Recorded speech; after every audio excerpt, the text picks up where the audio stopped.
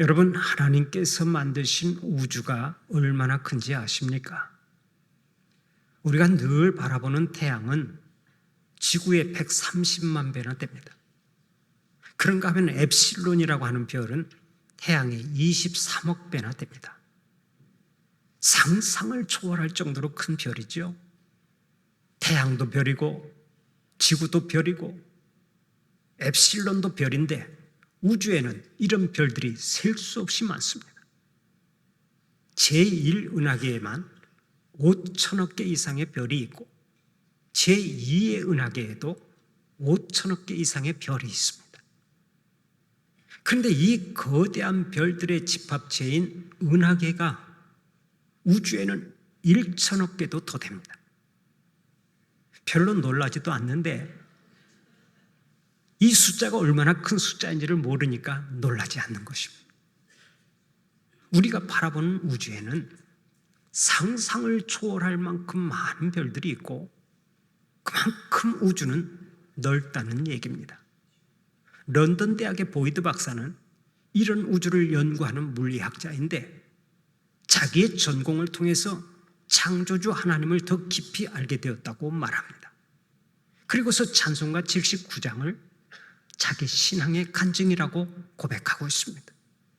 주 하나님 지으신 모든 세계 내 마음속에 그리워볼 때 하늘의 별 울려 퍼지는 내성 주님의 권능 우주의 찬美주님의 높고 위대하심을 내 영혼이 찬양하네 주님의 높고 위대하심을 내 영혼이 찬양하네.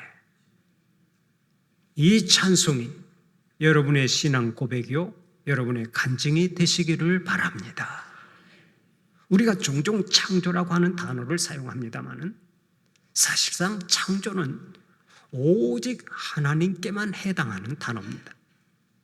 하나님만의 고유적 활동어가 바로 창조라는 말씀입니다. 왜 그렇습니까? 엄밀히 말해서 인간에게는 창조의 능력이 없기 때문입니다. 창조적 기능은 있을지언정 창조의 능력은 없습니다. 하나님께서 창조하신 것을 가지고 무언가를 발명할 수는 있지만 인간에게는 창조의 능력이 없는 것입니다.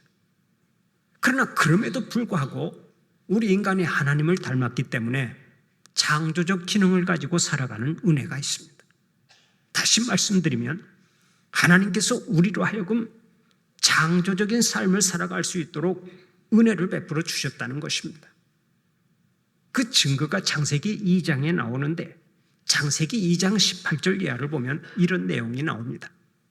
하나님께서 첫사람 아담을 만드신 후에 그에게 맡겨주신 숙제가 있었습니다. 그것이 바로 이름을 짓는 일이었습니다. 하나님은 하나님께서 창조하신 동물들을 아담에게 맡겨주면서 그 동물들의 이름을 다 짓도록 하셨습니다. 사자를 사자라고 장명하고 호랑이를 호랑이라고 장명하는 일을 하나님께서 아담에게 맡기신 것입니다. 그러니까 아담이 이 땅에 태어나서 맨 처음 해보는 일이 바로 동물들의 이름을 짓는 일이었다는 얘기입니다. 여러분, 하나님께서 왜 이 일을 아담에게 맡기셨겠습니까? 하나님께서는 아담을 창조하실 때 이미 그에게 창조적 기능을 주셨기 때문입니다. 그러니까 아담이 동물들의 이름을 지어주었던 일은 아담의 창조적 기능의 첫 발동이었다고 말하면 딱 좋은 것입니다. 그런데 이 창조적 기능을 하나님께서는 오직 인간에게만 주셨습니다. 모든 피조물들 가운데서 오직 인간에게만 창조적 기능을 주신 것입니다. 그러면 하나님은 왜 인간들에게만 이 기능을 허락하셨습니까? 그것은 인간만이 하나님을 닮은 존재로 지음을 받았기 때문입니다. 오직 인간만이 하나님을 닮은 존재로 지음을 받았기 때문에 인간은 다른 동물과는 근본적으로 다른 것입니다. 그러면 하나님을 닮은 존재로 지음을 받은 우리는 어떻게 살아야 하겠습니까? 하나님께서는 우리가 어떤 인생이 되기를 원하십니까? 우리는 그냥 되는 대로 살아가면 안 되는 존재들입니다. 시간이 흘러가는 대로 그저 그렇게 살아가면 안 되는 존재들입니다. 우리는 참으로 고상하고 값진 존재로 지음받았기 때문에 절대로 인생을 막 살아서는 안 됩니다. 하나님께서 주신 생을 잘 살아야 하는 것입니다. 그러면 하나님께서는 우리가 어떻게 살아가기를 원하십니까? 오늘은 창조의 이야기를 소술하고 있는 창세기 1장을 통해서 그 답을 찾아보려고 합니다. 창조주 하나님은 우리가 어떻게 살아가기를 원하십니까? 첫째로 세상을 정복하고 다스리기를 원하십니다. 우리가 아는 대로 창세기 1장은 하나님의 창조 내용을 기록하고 있습니다. 첫째 날은 빛을 만드셨습니다. 둘째 날은 하늘과 바다를 만드셨습니다. 셋째 날은 땅과 나무와 채소들을 만드셨습니다. 넷째 날은 해와 달과 별을 만드셨습니다. 다섯째 날은 새와 물고기를 만드셨습니다. 그리고 여섯째 날은 짐승과 사람을 만드셨습니다. 그 후 일곱째 날은 안식하셨습니다. 그런데 하나님께서 창조한 피조물을 창조한 순서대로 나열하지 않고 처음 세 날과 다음 세 날을 서로 짝을 지어보면 아주 재밌는 사실을 발견합니다. 하나님께서는 먼저 빛을 만드신 후에 해와 달과 별을 만드셨습니다. 또 하늘과 바다를 만드신 후에 거기서 살아갈 새와 물고기들을 만드셨습니다. 그리고 땅을 만드신 후에 거기서 살아갈 짐승과 사람을 지으셨습니다. 여기서 성경이 주는 아주 중요한 메시지가 있습니다. 그것이 뭔 줄 아십니까? 바로 창조에 대한 하나님의 설계입니다. 하나님은 우주 만물을 만드실 때 아무렇게나 만들지 않으셨습니다. 하나님은 철저하게 설계하고 계획하셔서 우주 만물을 창조하신 것입니다. 그러면 인간을 창조하실 때 하나님께서는 어떤 계획을 가지고 인간을 창조하셨습니까? 오늘의 본문 26절, 27절이 그 해답을 주고 있는데 26절, 27절을 보면 이렇게 말씀합니다.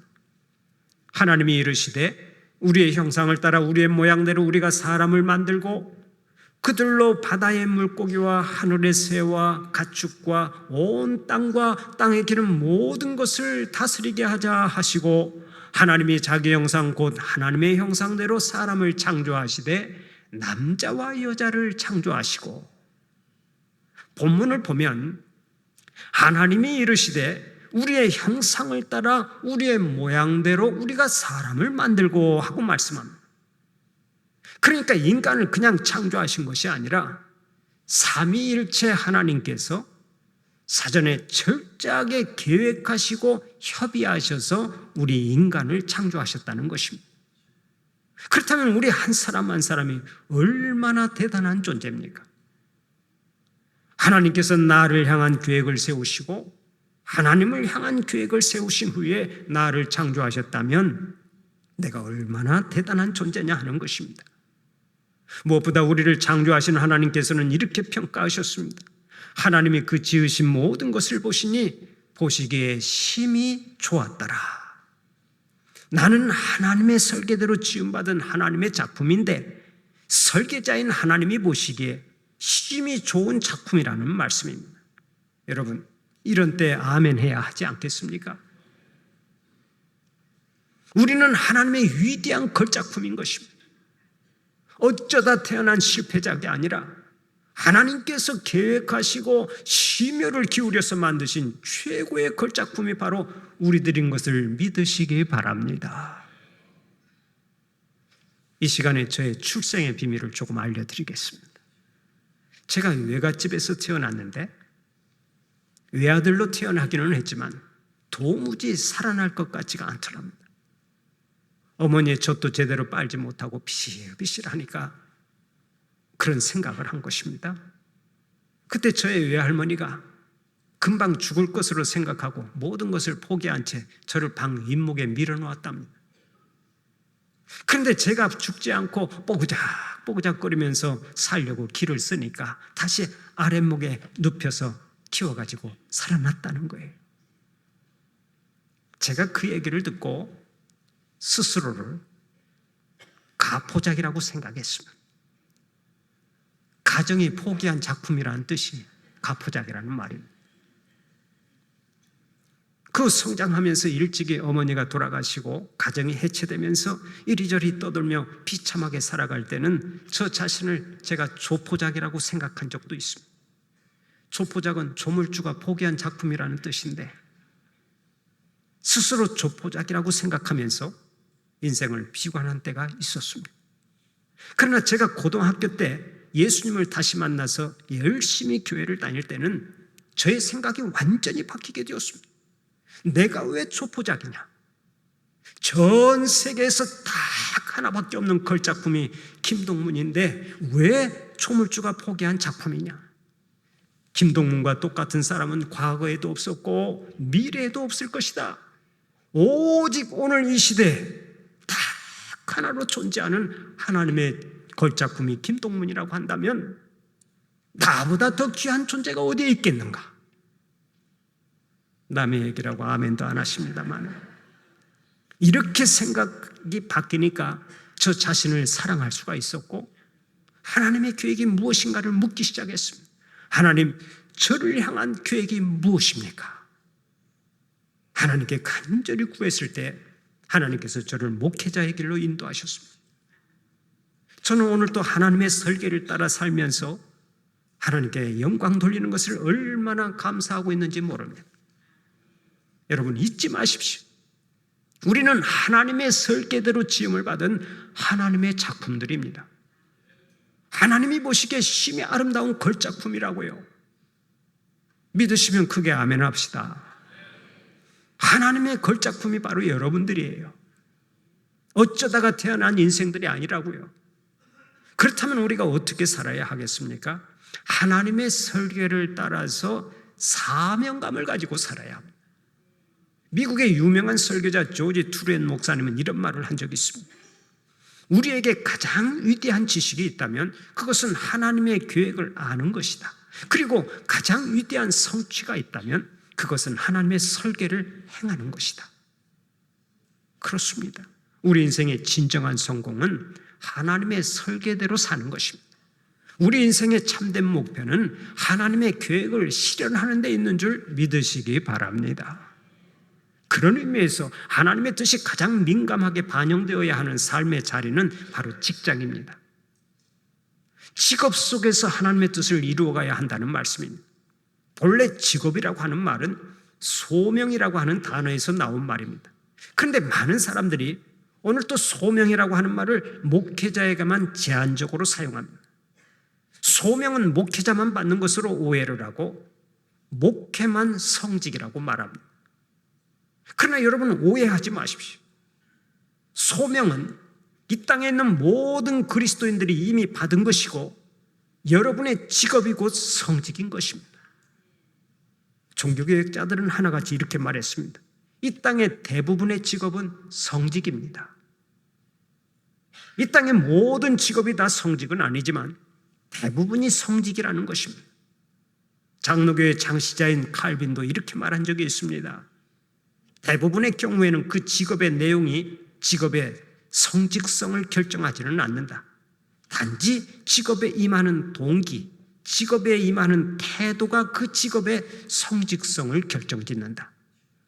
그러니까 학교의 교사가 하나님의 부르셔서 지금 교사로 일한다는 생각을 가지고 있으면 그 사람이 가지고 있는 교직은 성직이라고 말해야 한다는 것입니다.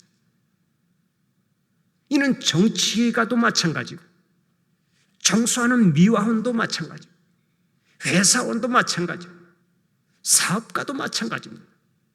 모든 사람이 하나님의 계획 가운데서 소명받고 일을 한다면 그 사람이 다 성직자인 것입니다.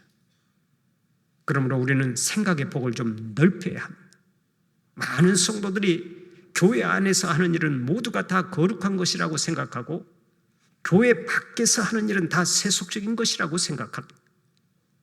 그래서 정치의 뜻을 두고 국회로 진출하려고 하면 이렇게 말합니다. 아니 당신처럼 고상한 분이 왜 그 더러운 정치판에 뛰어들려고 합니까? 그 길을 가지 마십시오. 말리는 사람들이 많습니다. 또 신앙이 좋은 청년이 연예인이 되려고 하면 이렇게 말합니다. 아이고 그 자매가 신앙이 좋은 줄 알았는데 알고 보니까 그냥 끼가 많구만. 가수가 되면 안 되는데 우리 성도들이 이런 생각을 하고 사니까 깨끗하고 신앙이 좋은 사람들이 다 빠져버린 이 땅은 점점 더 더러워지고 타락해가고 혼탁해지는 것입니다. 여러분, 생각을 잘하고 살아야 합니다. 성과 속의 잘못된 이해, 다시 말하면 거룩함과 천박함의 잘못된 이해는 우리의 사회를 점점 타락시키는 결과를 가져오는 것입니다. 우리가 이원론적인 사고에 사로잡혀서 세상은 무조건 더러운 곳이라고 생각하니까 교회는 정복해야 할 세상을 점점 더 마귀에게 빼앗기고 있는 것입니다. 어떤 면에서 교회는 세상으로부터 내쫓기고 있는 형편입니다. 우리 성도들 가운데 누가 유행가를 부르기라도 하면 즉각 마귀의 자식들이라고 생각하는 분들이 있습니다. 그러나 여러분, 정말로 그렇습니까? 유행가는 여러 노래 중에 한 장르에 불과한 것입니다. 일반 가요도 있고, 노래는 가곡도 있고, 오페라 아리아도 있고, 판소리도 있고, 요즘 대세인 트로트도 있고, 하다못해 요들송도 있습니다. 그런데 가곡이나 오페라는 무조건 성스러운 음악이고, 일반 대중가요나 판소리는 세속적인 노래라고 단정을 짓는 사람들이 있다고요. 그러나 미안하지만 오해도 이런 오해가 없는 것입니다. 제가 신학교에 다닐 때 유명한 조동진 명창이 와서 누가복음을 판소리로 노래하는데 얼마나 큰 은혜를 받았는지 모릅니다. 1시간 내내 울었다 웃었다 하면서 폭풍 감동을 받은 적이 있습니다. 그런데 찬송가가 아니면 다 세속의 노래라고 하면서 세상과 담을 쌓고 사는 사람들이 많습니다. 이런 성스러움과 속된 것의 잘못된 이해, 다시 말하면 잘못된 이원론적인 사고가 우리 사회를 얼마나 형편없이 만들어버렸는지 모릅니다. 우리가 그렇게 세상과 담을 쌓고 세상은 더럽다고 하면서 우리끼리만 여기가 좋사오니 하고 사는 동안에 우리는 이 세상에 아무런 영향력을 끼칠 수가 없었던 것입니다. 세상에 나아가서 빛으로 살고 소금으로 살고 예수의 향기로 살아가면서 세상에 큰 영향을 주고 세상을 선도해 가야 하는데 그 사명을 우리는 감당하지 못하고 말았습니다. 저는 윤복희 권사님이 부른 여러분이라고 하는 노래를 아주 좋아합니다. 우리 성도들 가운데서도 좋아하는 분들이 꽤 있을 것입니다. 그 노래가 처음 나왔을 때부터 저는 큰 감동을 받고 지금까지 수십 년 동안 저의 18번 노래로 삼고 있는데 그 노랫말이 얼마나 아름답고 감동적입니까? 네가 만약 외로울 때면 내가 위로해 줄게. 네가 만약 서러울 때면 내가 눈물이 되리. 어두운 밤 험한 길 걸을 때 내가 너의 등불이 되리. 허전하고 쓸쓸할 때 내가 너의 벗 되리라. 여러분, 꼭 찬송가 같지 않습니까? 실제로 이 노래는 대한민국 최초의 CCM, 현대복음성가입니다. 이 노래를 만든 사람이 윤복희 권사님의 오빠 윤한기 목사님인데 그분의 간증을 들어보니까 영어로 만든 가사는 완전히 복음 찬송입니다. 가사에 나오는 내가는 예수님을 말하고 너는 우리를 의미한다는 것입니다. 그러니까 우리가 외로울 때나 슬플 때 예수님께서 우리를 친히 위로해 주시고 눈물을 닦아 주신다는 얘기입니다. 그런데 이렇게 귀한 가요를 부르지 못하게 하고 가요를 부르면 마귀의 자식들이라고 욕해서야 되겠습니까? 하나님은 우리가 세상에 깊이 들어가서 세상을 정복하고 다스리기를 원하십니다. 그런데 우리는 자꾸 세상에서 도망치려고만 합니다. 왜 그렇습니까? 그 이유는 우리의 생각이 잘못되었기 때문이고 우리가 오해하고 있기 때문에 그런 것입니다. 여러분 잘 기억하세요. 우리는 세상에서 어떤 직업을 가지고 살든 거기서 세상을 선도하고 거기서 세상에 선한 영향력을 끼치고 거기서 하나님의 영광을 높이 드러내야 하는 것입니다. 예수님은 이 세상 한복판에서 인류 구원의 사명을 잘 감당하시고 이렇게 고백하셨습니다. 아버지여, 아버지께서 하라고 하신 그 일을 이루어 아버지를 영화롭게 하였나이다. 내 인생이 끝날 때 우리도 예수님처럼 이 고백을 할 수만 있다면 우리의 인생은 성공입니다. 예수님처럼 하나님께서 주신 사명을 잘 감당하고 하나님 앞에서 예수님처럼 고백할 수 있다면 우리는 인생 성공자가 되는 것입니다. 하나님께서는 오늘의 본문 28절을 통해서 다시 한번 우리에게 친히 말씀하십니다. 생육하고 번성하여 땅에 충만하라. 땅을 정복하라. 바다의 물고기와 하늘의 새와 땅에 움직이는 모든 생물을 다스리라. 사랑하는 우리 성도들은 하나님의 뜻을 따라 이 세상을 정복하고 다스리는 사명을 잘 감당하시기를 바랍니다. 하나님의 부름에 합당하게 살면서 하나님의 뜻을 이루어가는 자들이 되시기를 축원합니다. 두 번째로, 하나님의 형상을 이루는 삶을 살아가기를 원하십니다. 오늘의 본문 27절을 보면 이렇게 말씀하고 있죠. 하나님이 자기 형상 곧 하나님의 형상대로 사람을 창조하시되 남자와 여자를 창조하시고, 우리는 하나님의 형상대로 지음을 받았다 하고 말씀하죠. 성경이 가장 강조하고 있는 것 중에 하나가 바로 하나님의 형상대로 지음을 받았다는 것입니다. 오늘의 본문 창세기 1장을 보면 계속해서 반복적으로 나오는 표현이 이렇습니다. 각기 그 종류대로, 모든 피조물은 각기 그 종류대로 창조되었다는 말씀입니다. 그러니까 이 말은 개는 개같이 창조되고 소는 소같이 창조되었다는 뜻입니다. 그런데 사람을 창조하실 때는 다릅니다. 사람은 사람같이 창조하신 것이 아닙니다. 그러면 어떻게 창조하셨습니까? 오늘의 본문 27절 말씀대로 사람은 하나님의 형상대로 창조하신 것입니다. 하나님이 자기 형상 곧 하나님의 형상대로 사람을 창조하시되 남자와 여자를 창조하시고, 바로 이것이 인간 창조의 독특성입니다. 오직 인간만이 하나님의 형상대로 지음을 받은 것입니다. 그러면 하나님의 형상이 무엇을 의미합니까? 이 말을 설명하는 것은 그리 간단한 문제가 아닙니다. 신학적으로도 해석의 분량이 아주 많은 것입니다. 그러나 간단히 말하면 여기서 말하는 하나님의 형상은 하나님의 인격적인 형상 혹은 도덕적인 형상을 의미하는 것입니다. 이 말을 쉽게 설명하기 위해서 하나의 예를 들어보겠습니다. 우리가 아는 대로 하나님은 사랑의 본체이십니다. 한마디로 말해서 하나님은 사랑이십니다. 그렇다면 사랑 자체가 되시는 하나님께서 인간을 지으실 때 인간을 서로 사랑하는 존재로 지으셨다는 결론이 나오는 것입니다. 인간은 사랑하지 않으면 견딜 수 없는 심령으로 창조하셨다는 얘기입니다.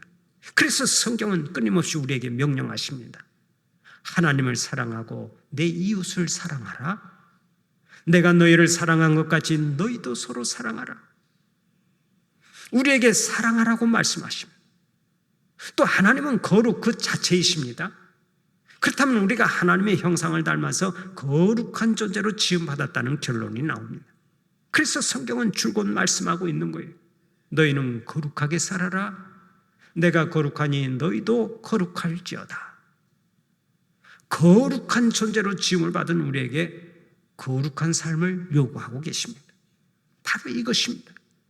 우리가 하나님의 형상을 따라 지음을 받았다는 말은 하나님의 성품을 닮았다는 말이고, 그래서 반드시 하나님을 닮아야 한다는 얘기입니다.